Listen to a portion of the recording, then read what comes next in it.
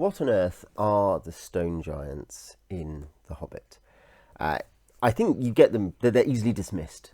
Most things I read about them, like threads, people discussing them, or even some articles like, oh yeah, they're just some goofy kids thing that Tolkien put in The Hobbit, and he never thought about again, and he didn't mean it, and you just got to not take it that seriously. In fact, they're a metaphor. There might be something to some of this. I'm not sure I'm convinced by any of that. Some of it's definitely wrong. But I think it's worth just thinking, what are the stone giants? What do they do in The Hobbit? And I've got, I think, 3 potential explanations for what they are. I'm not completely happy with any of them. And there's a literary comment which I guess comes back to some of these other people's responses as well. So, chapter 4 of The Hobbit, Over Hill and Under Hill. He knew that something unexpected might happen. He hardly dared hope that they'd pass without fearful adventure, etc. And then he finds that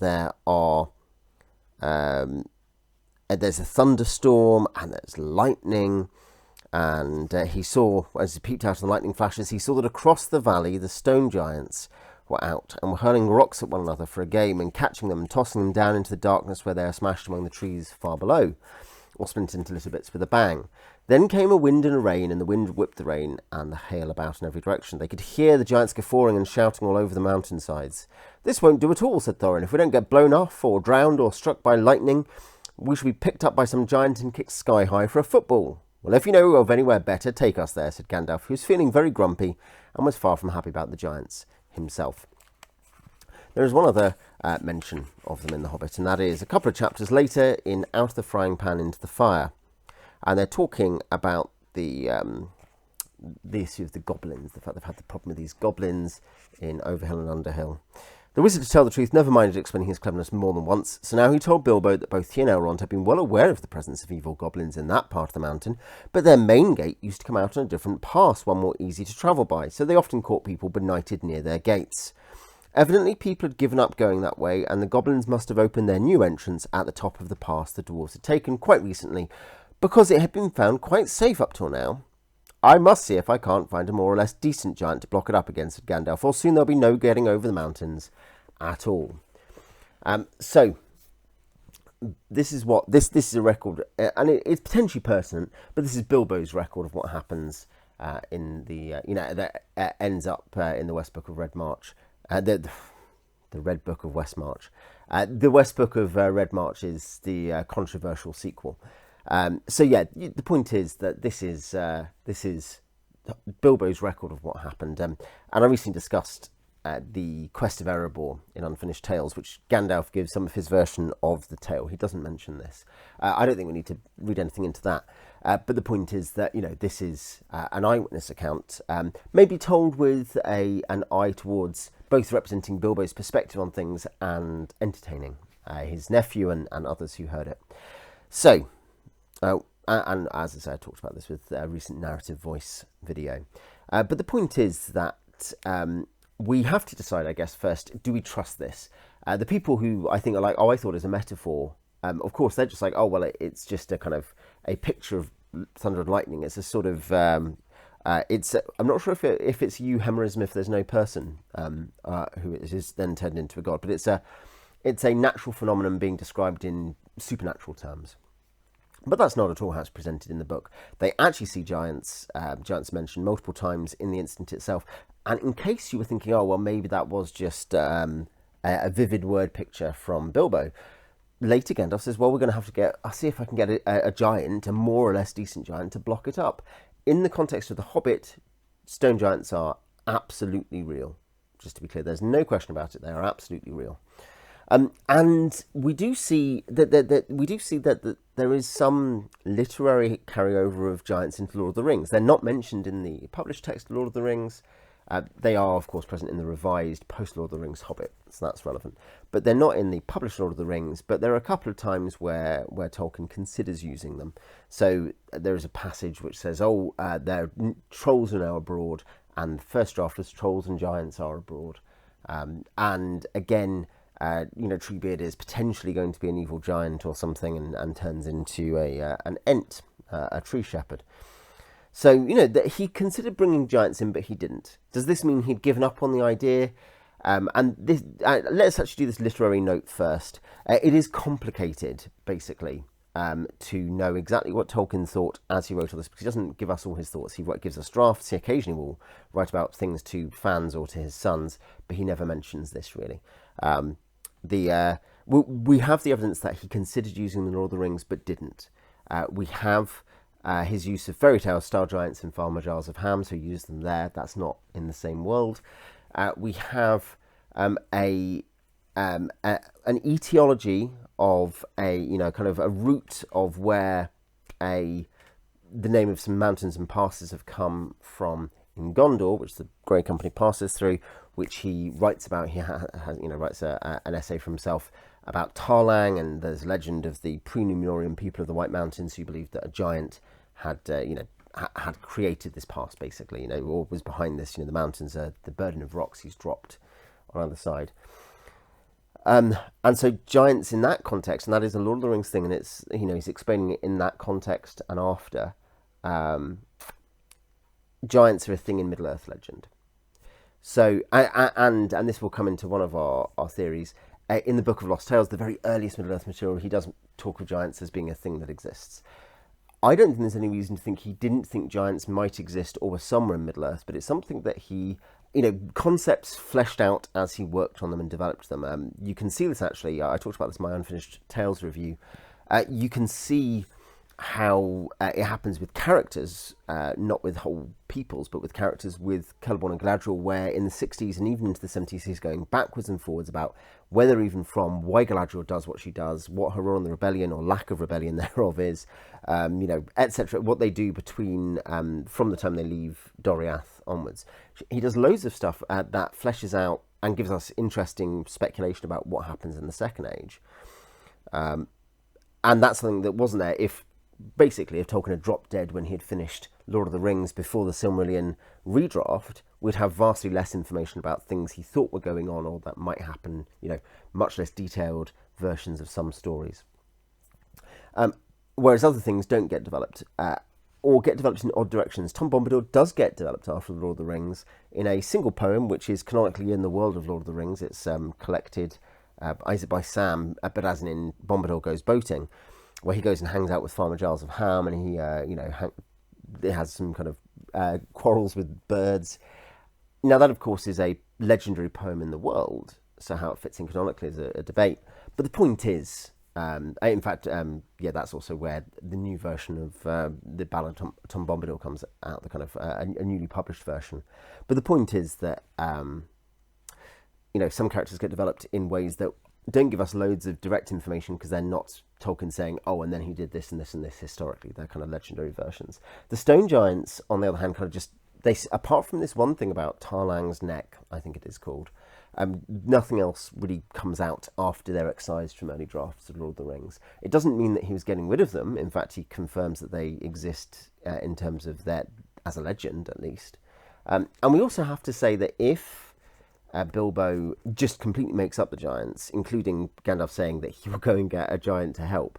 Well, great, but what it means is, and I have a good friend of the channel and book club member will be very pleased to hear this. Of course, it could just mean that Tolkien is completely pulling your chain about everything. He is just tweaking your tail.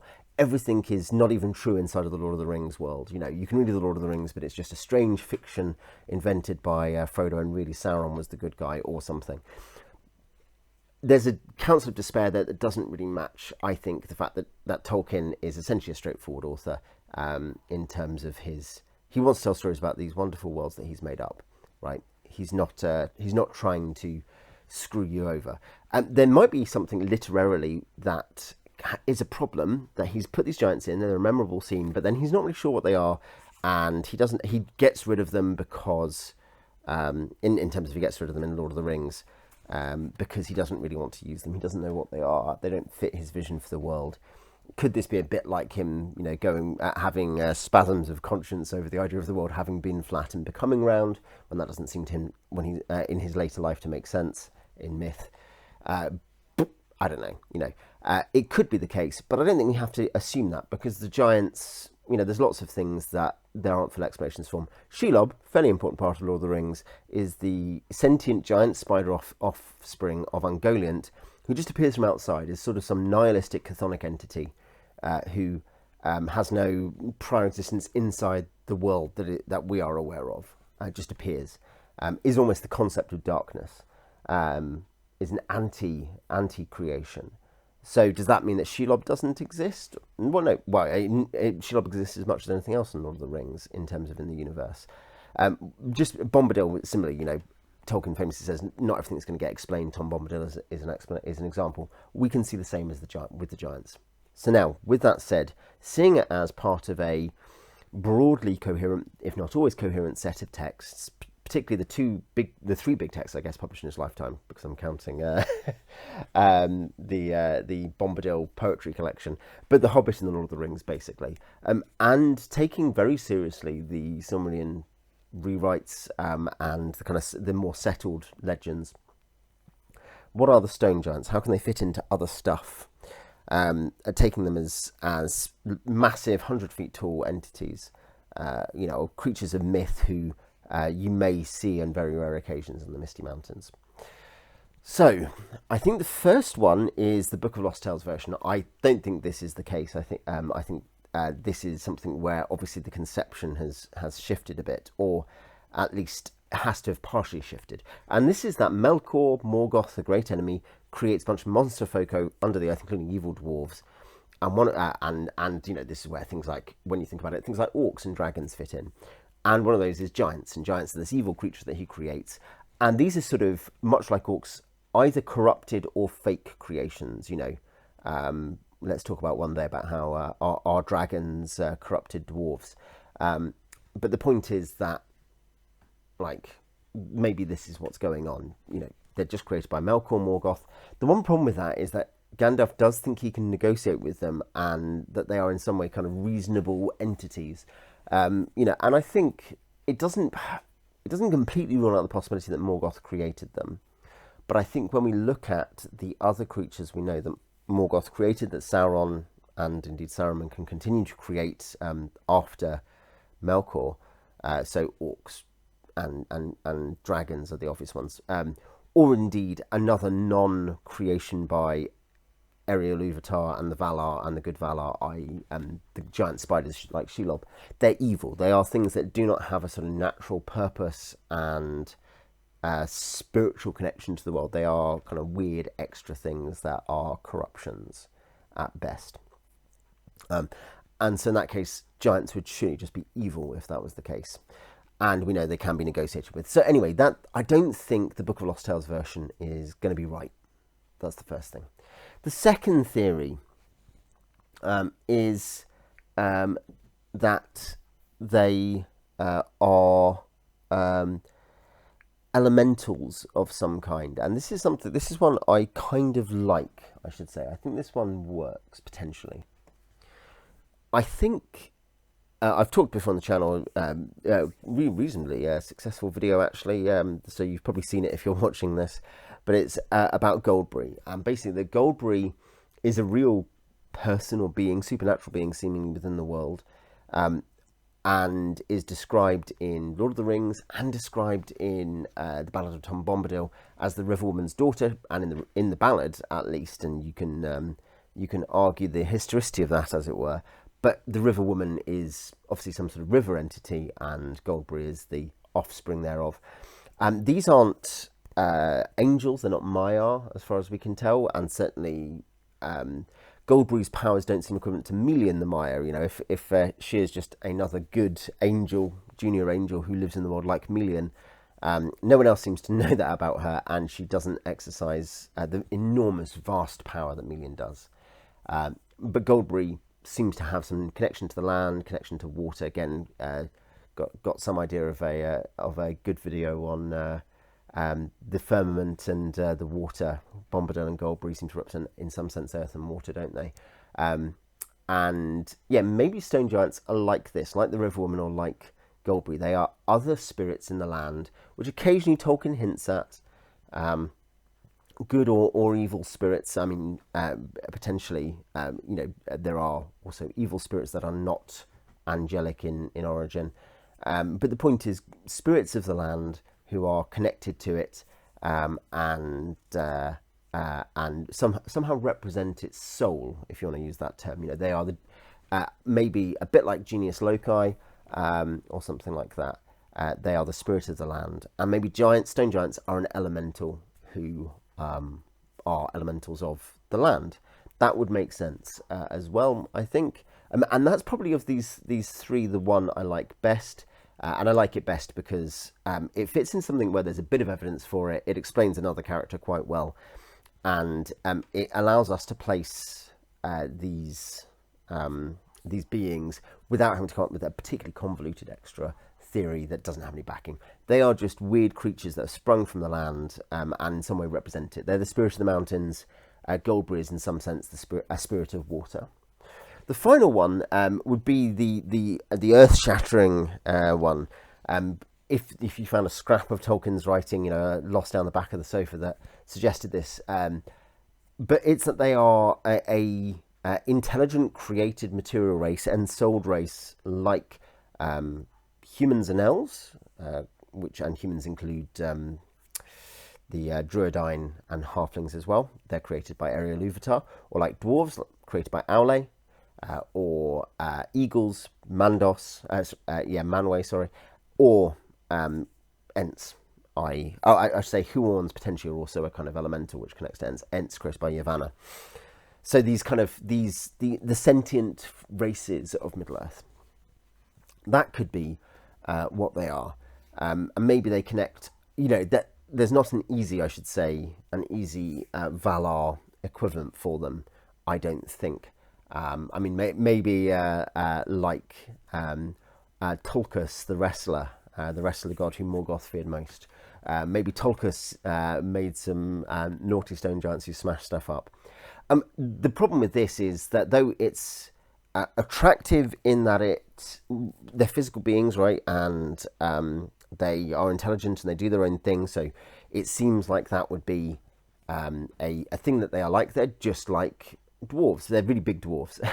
The problem is, of course, there's no basis for them in any text, and we don't know. I guess if we go down this crazy Tulkas theory, they were created as kind of defenders of the lands of Middle Earth against the darkness.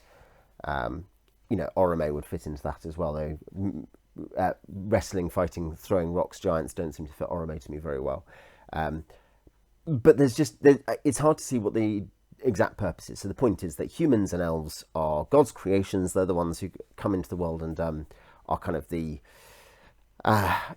come into the world and they are the purpose of God in the world. The intellective purpose of God in the world.